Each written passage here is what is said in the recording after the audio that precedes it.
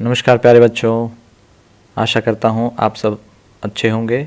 तो चलिए शुरू करते हैं। तो आज हमारे सामने मैथमेटिक्स की वर्कशीट है और वर्कशीट नंबर है 143 यानी कि 143। चलिए देखते हैं आज की वर्कशीट में हमें क्या करना है। आज बुक शॉप में दिशा दीदी को बहुत सारा काम है। आप उनके काम में उनकी मदद कीजिए ताकि वह जल्दी से फ्री होकर बच्चों को किताब से कहानियाँ पढ़कर सुना सके। तो देखते हैं पहला प्रश्न क्या है। सबसे पहले दिशा दीदी को 576 किताबें डिब्बों में पैक कर उनकी होम डिलीवरी करवानी है।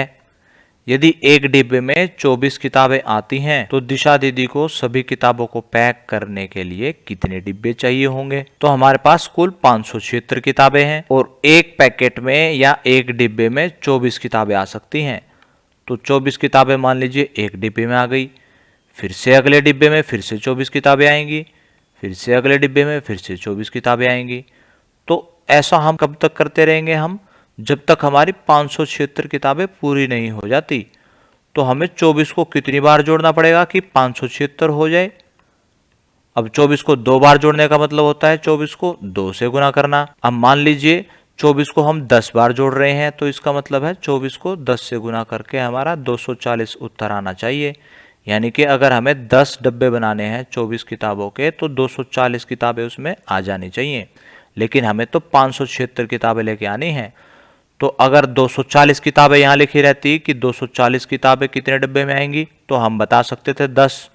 हम कैसे बताते, हम ये देखते कि 24 के पहाड़े में कौन सी संख्या पर 240 आया है, 10 पर आया है। और ये हम कैसे पता लगाते हैं, भाग करके, कि 240 को 24 से भाग करते हैं तो हमारा उत्तर 10 आता है। तो अब 240 नहीं दिया हुआ, अब यहाँ पे 576 दिया हुआ है।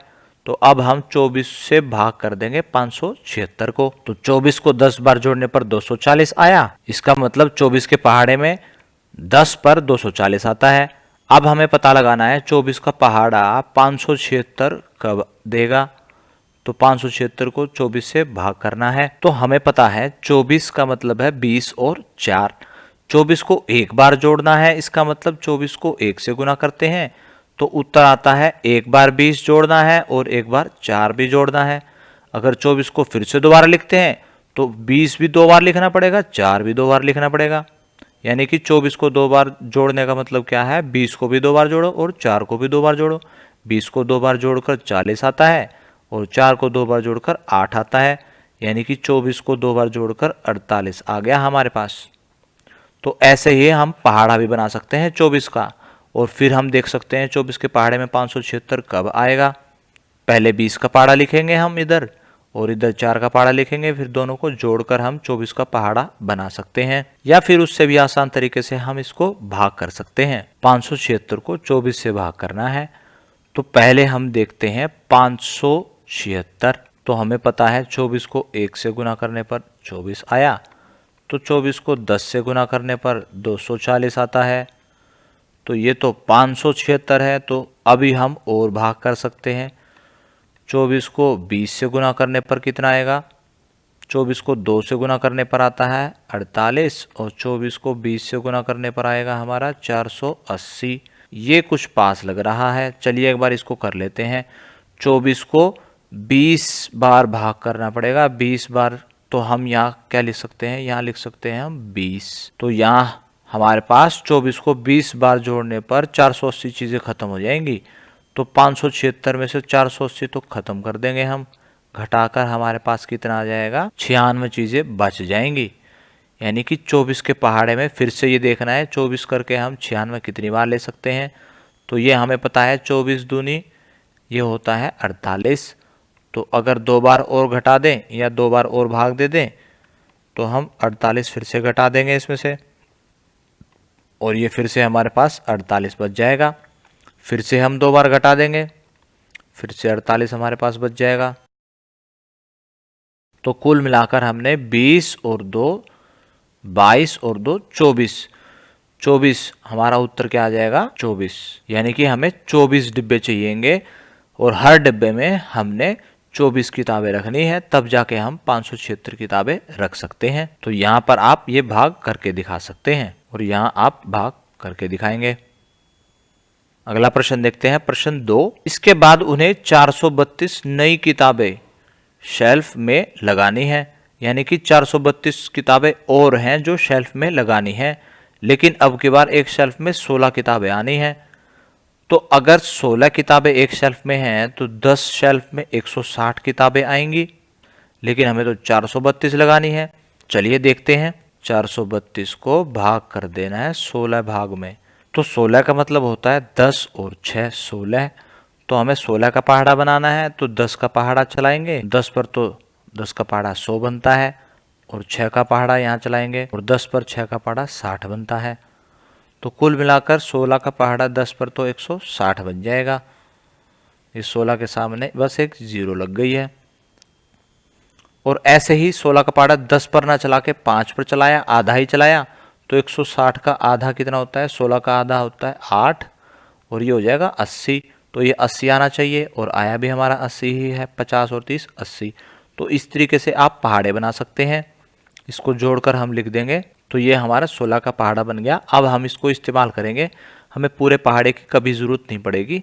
चलिए देखते हैं, 16 का पहाड़ा लेना है 432 तक। तो हमें पता है 16 का पहाड़ा 20 पर दे सकता है 320, क्योंकि 2 पर तो 32 आया है। और आगे देखते हैं, 3 पर आया है 48, तो 30 पर देगा 480, लेकिन हमें तो 432 पर जाना है, तो 30 पर हम नहीं जाएंगे। तो 16 का पहाड़ा पहले 20 तक लेंगे हम। जब 16 किताबें रखी जाएंगी, 20 शेल्फ में रख देंगे, तो 320 किताबें रखी जाएंगी पूरी। तो कुल मिलाकर जो बच जाएंगी किताबें वो कितनी होंगी हमारे पास, 112 किताबें बच जाएंगी।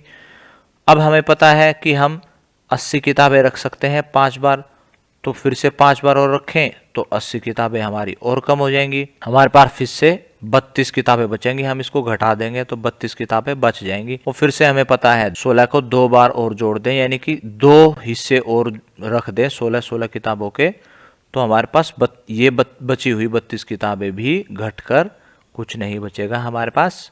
तो कुल मिलाकर हमें इतनी किताबें हम इतनी बार रख सकते हैं, 20 और 5 25 और 2 27।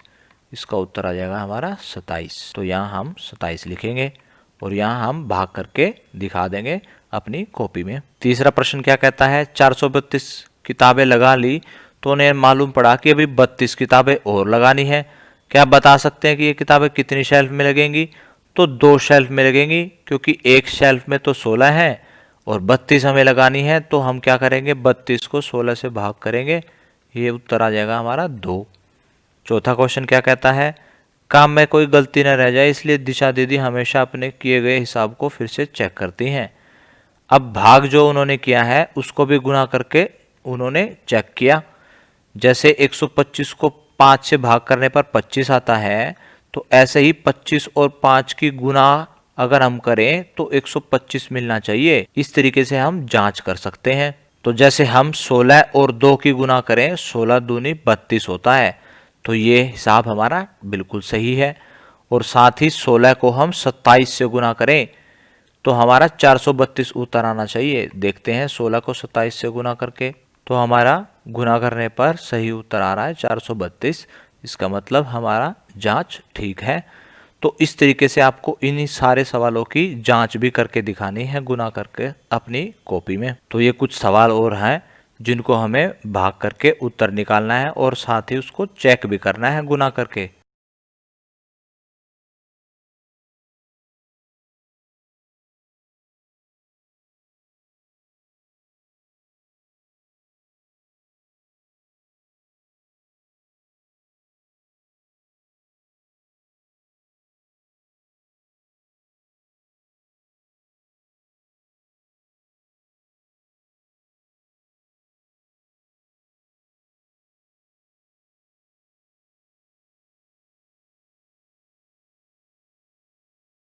आज की क्लास यहीं ख़त्म होती है। अगर आपके कुछ डाउट्स अभी भी बाकी हैं तो आप कमेंट सेक्शन में पूछ सकते हैं। कल फिर मिलेंगे, कुछ नया सीखेंगे। तब तक के लिए धन्यवाद। जय हिंद।